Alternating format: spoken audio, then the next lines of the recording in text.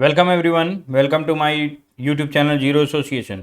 तो जैसा कि हम अभी वर्केबिलिटी ऑफ कंक्रीट के बारे में पढ़ते हुए आ रहे थे, तो वर्केबिलिटी हमने समझ लिया था, स्लम कोन टेस्ट समझ लिया था, वीबी कंसिस्टोमीटर टेस्ट समझ लिया था। अब हमारा नेक्स्ट है कॉम्पैक्शन फैक्टर टेस्ट। तो जैसा आपको ऑपरेटर्स दिख रहा है यहाँ पर, वो कुछ उसी तरीके से होता है। और यहाँ पर ये तीन हुपर होते हैं। पहला ये हुपर है, अपर हुपर, फिर ये कोनिकल हुपर है, फिर ये नीचे एक सिलेंड्रिकल वो होता है। ठीक है, ये जो हुपर है, इसके ऊपर वाली जो है ये 260 mm की होती है और ये नीचे साइड 130 mm की होती है। देन यहाँ पर 240 mm की होती है, थोड़ा छोटा हो जाता है, ये 130 mm की होती है। और ये जो सिलेंडर है ये आपका, इसका जो होता है ये 150 mm की होती है। ठीक है, उसका जो दूरी है। दूसरा यहाँ पर एक चीज़ ध्यान रखनी है कि इसकी जो ऊंचाई है ये 280 mm है, इसकी जो ऊंचाई है दूसरे वाले की ये 240 mm है, और सिलेंडर की ऊंचाई जो होती है 285 mm है। सबसे इंपॉर्टेंट चीज ये है कि इनके बीच की जो दूरी है, यही है मेन चीज, 200 mm की होती है। इनके भी बीच की जो दूरी है वो 200 mm की होती है। ठीक है, अब देखिए करते क्या है हम इसमें। बेसिकली हम इसको जो कॉम्पैक्शन फैक्टर टेस्ट करते हैं वो मीडियम टू लो वर्केबिलिटी नापने के लिए करते हैं। ठीक है,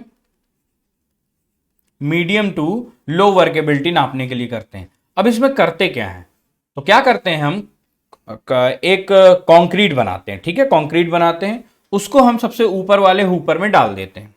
हुपर के नीचे जो यहां पर है ना, क्लैंप लगा होता है। क्लैंप का मतलब एक ऐसा हुक लगा होता है जो ऐसे खुलता है तो ये दरवाजा खट से खुल जाता है, तुरंत खुलता है वो दरवाजा, है ना। तो क्या करते हैं हम, इसमें भर देते हैं अच्छे से ऊपर तक। फिर क्या करते हैं हम, कोई कॉम्पैक्शन नहीं करते हैं, ऐसे दबाते दबाते नहीं, केवल हम भर देते हैं। फिर हम क्या करते हैं, इस क्लैंप को खोल देते हैं। जब हम इस क्लैंप को खोलेंगे तो कंक्रीट पूरा इससे इसमें आ जाएगा। जब इसमें वो गिरेगा 200 mm की हाइट से, 200 mm की हाइट से जब कंक्रीट नीचे गिरेगा तो कुछ ना कुछ कॉम्पैक्ट होगा, तो कॉम्पैक्ट हो जाएगा। फिर ये कॉनिकल हुपर में आ जाएगा। फिर हम यहां से ये क्लैंप खोलेंगे, फिर ये 200 mm की ऊंचाई से नीचे गिरेगा, तो फिर ये कुछ कॉम्पैक्ट होगा। हम कुछ अलग से कॉम्पैक्शन नहीं करेंगे। ठीक है, ये हमारे पास इस सिलेंडर में वो कंक्रीट आ गया। फिर हम क्या करेंगे, सेम कंक्रीट को एक हम इसी तरह का सिलेंडर लेंगे, और उस सिलेंडर में हम उस कंक्रीट को, अभी क्या हुआ, ऊपर से हमने छोड़ा वो कंक्रीट है, अब दूसरे सिलेंडर में सेम कंक्रीट को 4 लेयर में भरेंगे। पहले लेयर में भरेंगे, फिर उसको 25 बार कॉम्पैक्ट करेंगे। दूसरे लेयर में भरेंगे, उसको 25 बार कॉम्पैक्ट करेंगे। तीसरे लेयर में भरेंगे, कॉम्पैक्ट करके चौथे लेयर में भर के पूरा कॉम्पैक्ट कर देंगे। जब हमारे पास ये दोनों कंक्रीट आ जाएंगे तो हमारे पास कंसिस्टेंसी का एक फॉर्मूला होता है, कॉम्पैक्ट फैक्टर का, that is compact factor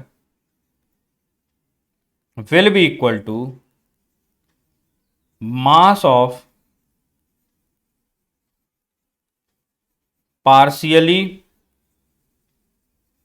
compacted, that is W1। और ये कौन सा है, ये यही वाला है, divide by mass off fully compacted, that is W2।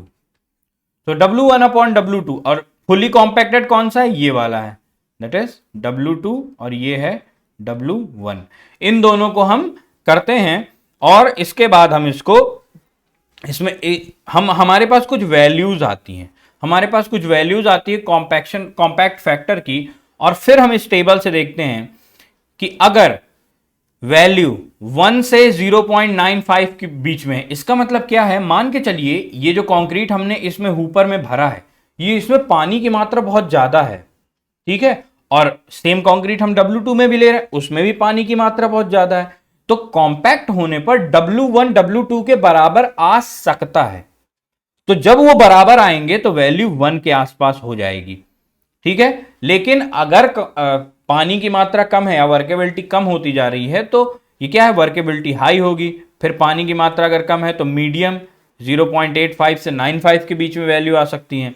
Workability लो है तो 0.88 टू 85 आएगी, 0.75 से 80 के बीच में आती है तो वर्केबिलिटी वेरी लो है, 65 से 70 के बीच में आती है तो वर्केबिलिटी एक्सट्रीमली लो है, ठीक है। इसी तरीके से हम कंसिस्टेंसी की भी वैल्यूज वहां से निकाल सकते हैं, ठीक है। तो समझ में आ गया होगा कि हम बेसिकली करते क्या है। यह है कॉम्पैक्शन फैक्टर टेस्ट, ठीक है। इसी के साथ साथ मैं आपको 2 टेस्ट और पढ़ा देता हूं, बहुत सिंपल है। Flow table test. Flow table test में ये इस तरह का एक टेबल होता है, ठीक है। ये आपको जैसा दिख रहा है ऑपरेटर्स, यहाँ मशीन का वो हैंडल लगा हुआ है, यहाँ पर एक टेबल है और ये ऊपर से एक कुछ रखा हुआ है। तो क्या करते हैं हम, ये जो टेबल है, ये जो ऊपर हुपर रखा हुआ है ना, ये क्या कहते हैं, कोन रखा हुआ है, फ्रस्टम कोन, ये इसका जो डाया है ऊपर साइड होता है 17 सेंटीमीटर का और नीचे साइड का होता है 25 सेंटीमीटर का। इसको आप लोग लिख लीजिए, 25 सेंटीमीटर और 17 सेंटीमीटर का डाया होता है। अब क्या करते हैं, हम इसमें कंक्रीट भर देते हैं, इसको बीच में रख के कंक्रीट भर देते हैं।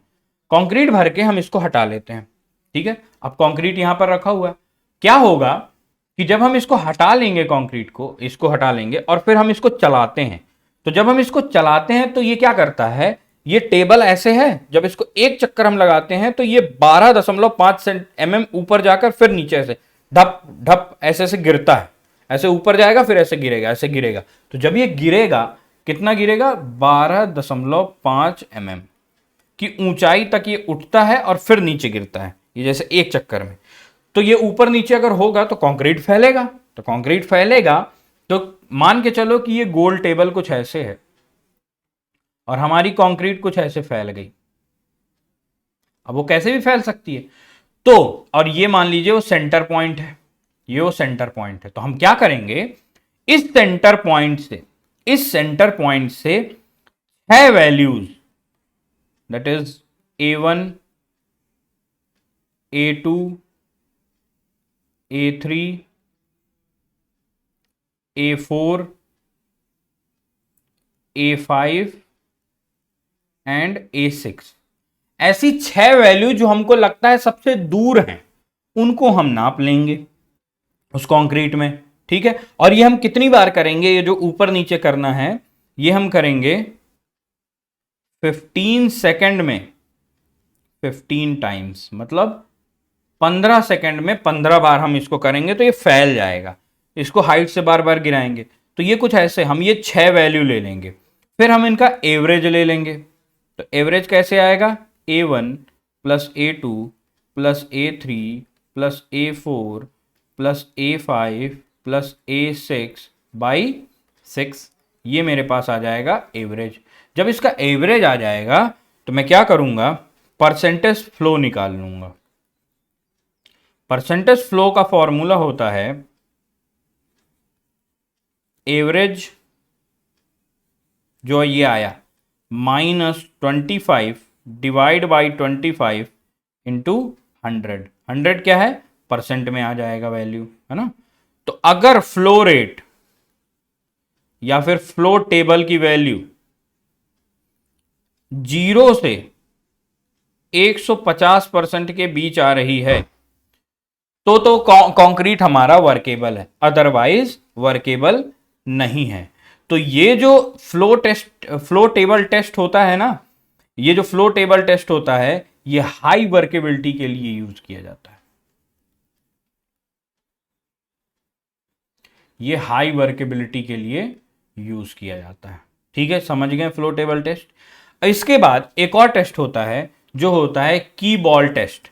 की बॉल टेस्ट ये कुछ इस तरह से होता है, ये जो हेमिस्फीयर है ना नीचे, ये पता है कितना भारी होता है, ये लगभग होता है 13.6 kg, 13.5 किलो के आसपास का होता है ये, और ये 15 सेंटीमीटर का ऐसा होता है। इसकी जो ये पूरी विड्थ है ये 15 सेंटीमीटर की होती है। अब हम इसको क्या करते हैं पता है, यहां पर लगा हुआ है, देखो ध्यान से, स्केल लगा हुआ है, ग्रेजुएटेड स्केल लगा हुआ है जिसमें सेंटीमीटर में वैल्यू दी है। अब हम इसको क्या करते हैं, इस फ्रेम को रखते हैं कंक्रीट के ऊपर, ठीक है, और इसको ऐसे उठाते हैं हैंडल से, ऐसे छोड़ देते हैं, तो ये जब गिरता है तो ये कुछ अंदर जाता है। जब कुछ अंदर जाता है तो यहाँ पर कुछ वैल्यूज आती हैं, उन वैल्यूज को हम नोट कर लेते हैं और वही वैल्यू हमारे पास वर्केबिलिटी को डिनोट करती है। तो आई थिंक आपको सारे टेस्ट और वर्केबिलिटी ऑफ कंक्रीट अच्छे से क्लियर हो गया होगा। ठीक है, सो कोई डाउट हो तो आप मुझे कमेंट सेक्शन में बताइएगा। Good bye, take care.